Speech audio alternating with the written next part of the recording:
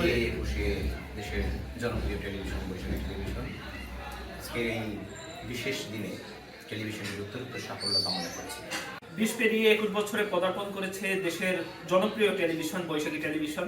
আমরা বৈশাখী টেলিভিশনের সাফল্য কামনা করছি এবং সেই সঙ্গে উপকূলীয় জনপদের খবরগুলো আরও বৈশাখী টেলিভিশনের পর্দায় উঠে আসুক এমনটি প্রত্যাশা রাখছি। শিক্ষা ব্যবস্থা থেকে শুরু করে এদেশের কৃষি, এদেশের সার্বিক পরিস্থিতি তুলে ধরছে, যার মাধ্যমে আমরা আমাদের দেশের সার্বিক অবস্থা জানতে পারছি। এভাবেই আশা করি এগিয়ে যাবে বৈশাখী টেলিভিশন। বৈশাখী টেলিভিশন আজ 21 বছরে পদার্পণ করেছে। তারা ধরে রেখেছে মানুষের আস্থা এবং বিশ্বাস। আমি আশা করি বৈশাখী টেলিভিশন তাদের এই চলার পথ আরো দীর্ঘ করুক এবং মানুষের আস্থা ধরে রেখে তারা সামনের দিকে এগিয়ে যায়। প্রতিষ্ঠা বার্ষিকী উপলক্ষে আজকের যে আয়োজন, এই বৈশাখী টেলিভিশন বাংলাদেশের ভিতরে একটি স্বনামধন্য টেলিভিশন। এই বৈশাখী টেলিভিশন বাংলাদেশের প্রত্যেকটা মানুষের আস্থার প্রতীক হয়ে দাঁড়িয়েছে। আমরা দেখছি বাংলাদেশের বিভিন্ন পর্যায়ে, বিভিন্ন প্রান্তিক পর্যায়ে, কৃষি থেকে শুরু করে বিভিন্ন সড়ক, এরপর মানুষের চিকিৎসা, বাসস্থান, সবকিছুই তাদের সামনে, মানুষের সামনে তুলে ধরেছে। এই জন্য বৈশাখী টেলিভিশনকে আমরা আমাদের অন্তরের অন্তঃস্থল থেকে ধন্যবাদ জানাই, কৃতজ্ঞতা পোষণ করছি। ঠিক এমনি সময় কিছু প্রতিষ্ঠান কেবল বয়স বাড়ায় না, একটা মানুষের বিশ্বাস চেতনা বহন করে। আজ ঠিক এমনই এক গৌরবময় দিনের সামনে আমরা দাঁড়িয়ে আছি। 2 দশক পেরিয়ে 21-এ পা রাখছি দেশের জনপ্রিয় টেলিভিশন বৈশাখী। হাঁটি হাঁটি পা পা করে চলা এই টেলিভিশনটি নানা চড়াই উতরাই পেরিয়ে আজ 21-এ পা রেখেছেন। শুরুটা যত সহজ ছিল, মাঝামাঝি সময় অনেক প্রতিবন্ধকতার শিকার হয়েছে। বৈশাখীর ইতিহাস এতটাও সহজ ছিল না। বিগত শাসন আমলে বেশ কোণঠাসা হয়েছিল এই প্রতিষ্ঠানটি, নানামুখী চাপে। তারপরও তারা এই দেশের লাখো মানুষের কথা বলেছে, মানুষের সুখ দুঃখ, হাসি কান্না, শিক্ষা, সংস্কৃতি সব পর্দায় তুলে এনেছে। আমরা আশা করব এই ধারাবাহিকতা অব্যাহত রাখবে এই টেলিভিশনটি।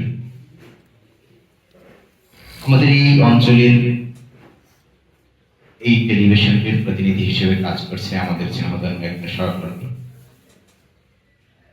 এই উপকূলের নানা ঘটনা ইতিমধ্যে আমরা বৈশাখীর পর্দায় দেখেছি এবং প্রতিটি ঘটনারই প্রতিচ্ছবি আমরা দেখছি প্রতিনিয়ত। আমরা আশা করব প্রতিষ্ঠানটি তার সঠিক ভিশন এবং মিশনকে সামনে রেখে আগামী দিনেও এই ধারাবাহিকতা অব্যাহত রাখবে। এই দীর্ঘ পথ চলায় টেলিভিশনটির অনেক নানা প্রতিবন্ধকতার সম্মুখীন হতে হয়েছে।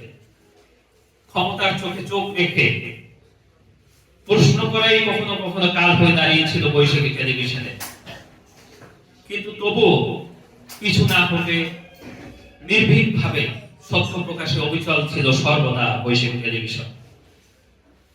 দর্শক কাতারে দাঁড়িয়ে আমরা বলতে পারি বৈশাখী টেলিভিশনের এই সাফল্যই আজকের এই দিনে বৈশাখী টেলিভিশনের অর্জন হয়ে দাঁড়িয়েছে, মাথা উঁচু করে দাঁড়ানোর শক্তি সঞ্চয় করতে পেরেছে।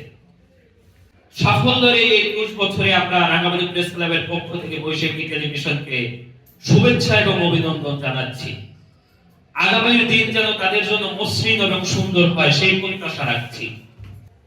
বৈশাখী টেলিভিশনের রাঙ্গামাটি উপজেলা প্রতিনিধি হিসেবে যিনি কর্মরত রয়েছেন, এখন পর্যন্ত আসলে তার নিয়োগকালের 6 মাসও অতিক্রম করেনি, কিন্তু এই স্বল্প সময়ে তিনি এলাকার মানুষের সুখ দুঃখ দুর্দশা থেকে শুরু করে কৃষি, মৎস্য সহ বিভিন্ন বিষয়ে যে সংবাদ তুলে ধরেছেন, সেটি এলাকার মানুষের সহায়ক ভূমিকা হিসেবে রাঙ্গামাটির উন্নয়নে একটি অংশীদারিত্ব করবে বলে আমি প্রত্যাশা রাখছি। এবং আপনার এই বৈশাখী টিভি চ্যানেল তো মহাকালীতে হয়তো অনেকেই জানেন।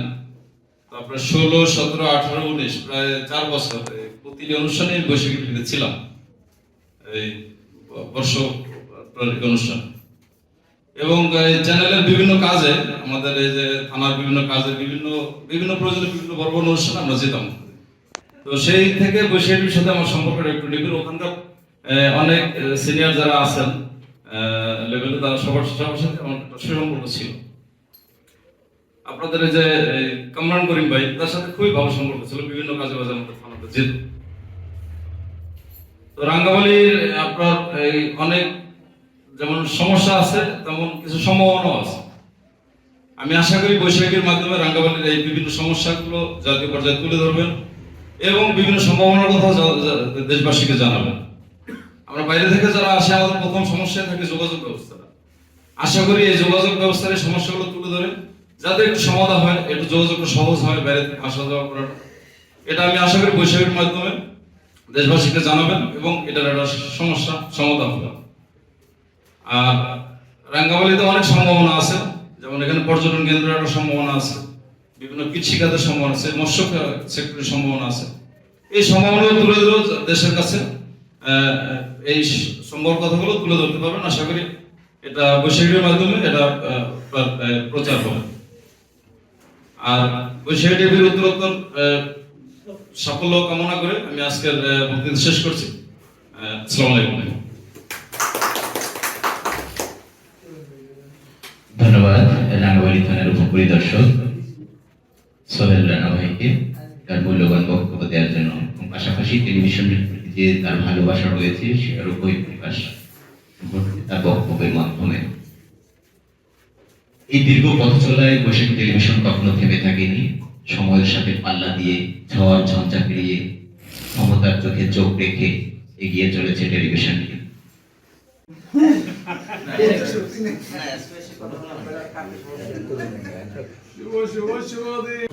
আরে শুভ শুভ শুভ দিন, শুভ শুভ শুভ দিন, শুভ শুভ শুভ দিন, শুভ শুভ শুভ দিন,